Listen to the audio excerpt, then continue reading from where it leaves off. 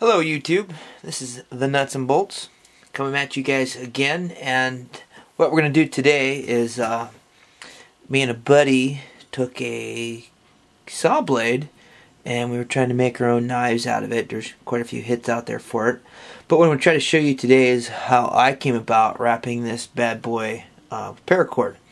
550 paracord. What I'm going to do is I got about 10 feet of it.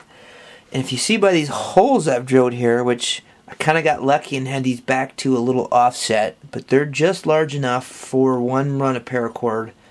And this guy up front, which is kind of pretty much right in the middle, is good enough for two pieces. And then, and that's a single guy. So I don't have the actual hole size, but you know, one large enough for one pass of paracord and another for two. So what I do is run the first piece through the double hole. What I'm trying to do here is actually come up with filler for the middle of the handle and to finish out, well, I guess what we'll call the pommel area. I'm not quite sure if a pommel actually is the metal piece to break glass or such, or if it's just the butt end of the knife. But what we're going to do is create, I'm going to run that through that smaller hole now, rope in the middle to actually provide more of a comfortable grip. And it's a bit of a struggle getting this all to the right length. I'm going to have to feed it some more off the main piece, come through, pull this back. You know, this isn't the best case scenario, but I think it'll work pretty well. The biggest problem with doing this is actually keeping it tight on this pommel end, is what we're going to call it. I'm going to have 3 full wraps. I'm going to leave a piece sticking out front, and I'll trim that later.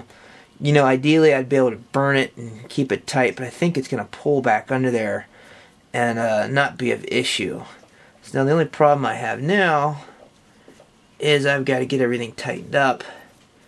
You can see with all these bends and turnovers, that's kind of sticking to that metal. I did chamfer each hole with a oversized bit, because if it was left with burrs in it, I wouldn't be able to move it at all. Let me get this tightened up. Yeah, imperative to have everything as tight from the get-go as possible. And you can see it's posing a little bit of problem. And we'll tuck that guy up on the top. I think we can start with that. Even these guys out between the holes. Now you could probably tape it. Keeping it all centered is a bit of an issue. But with that said, and start wrapping it.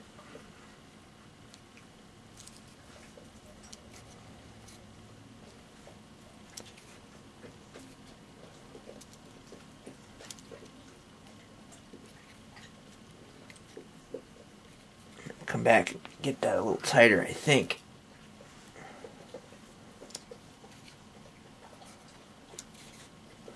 Keeping it as tight as possible. I don't think this is going to be the prettiest handle in the world, but I think it'll work fairly well. I've done this about 4 times trying to figure out how it was going to work, and your fingers are getting a little sore.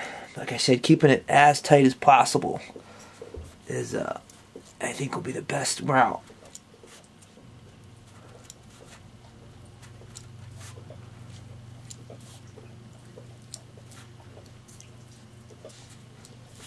Got a little gap there, which I think it's probably just going to drift through the life of its use. I think the tighter we start out, the better. But let me try to push that up a little bit.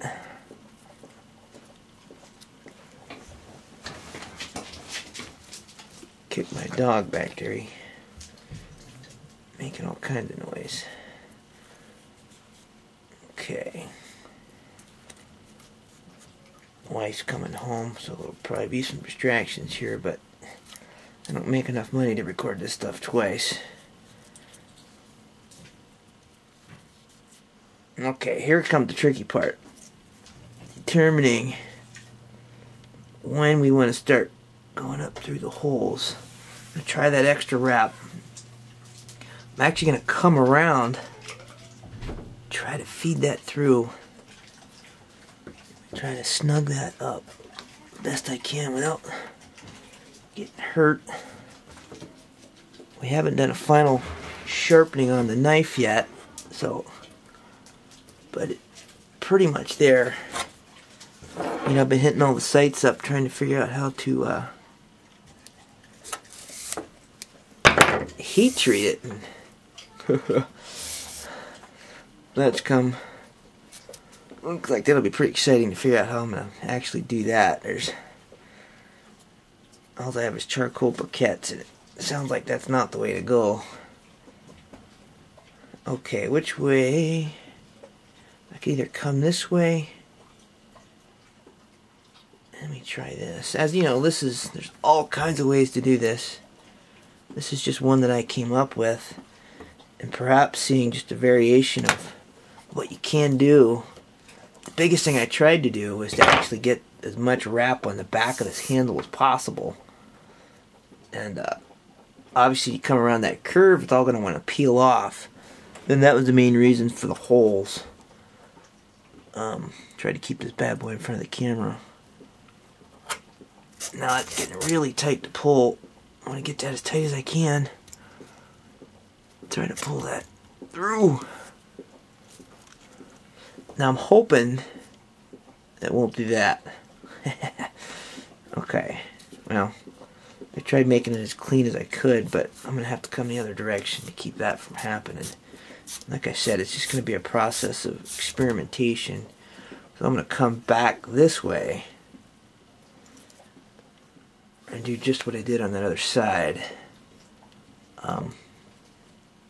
You know, you're going to have to play with the actual dimensions of your holes, actually get to the end, and it's just kind of an experiment on what will work and what won't. The biggest issue is just not having it peel off the ends like it, I just showed you there. Pull that as tight as possible. Okay. I think that's pretty cool. What I'll do is I'll probably get the pliers on that right there, pull as tight as I can, and then I'll cut that off and tie a knot in the end. Alright, good luck guys out there, and if anybody has a easy way to heat treat these things and temper it, let me know, because I'm not quite sure what to do. Alright guys, good luck.